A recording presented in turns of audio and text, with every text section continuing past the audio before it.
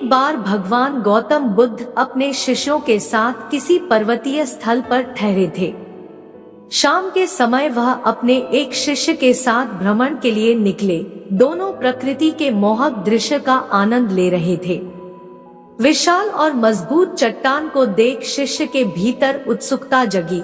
उसने पूछा, इन चट्टानों में तो किसी का शासन नहीं होगा, क्योंकि ये अटल, अविचल और कठोर है। शिष्य की बात सुनकर बुद्ध बोले कि नहीं, इन शक्तिशाली चट्टानों पर भी किसी का शासन है। लोहे के प्रहार से इन चट्टानों के भी टुकड़े टुकड़े हो जाते हैं। इस पर शिष्य बोला, तब तो लोहा सर्वशक्तिशाली हुआ। बुद्ध मुस्कुराए और बोले, नहीं, अग्नि अपने ताप से लोहे का रूप परिवर्तित कर सकती है। उन्हें धैर्यपूर्वक सुन रहा शिष्य बोला, इसका मतलब अग्नि सबसे शक्तिवान है।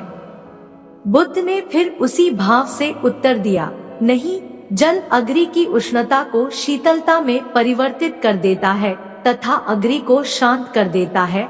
शिष्य कुछ सोचने लग गया। बुद्ध समझ गए थे कि उसकी जिज्ञासा अब भी पूरी तरह शांत नहीं हुई है। शिष्य ने फिर सवाल किया, आखिर जल पर किसका शासन है? भगवान बुद्ध ने उत्तर दिया, वायु का। वायु का वेग जल की दिशा को बदल देता है।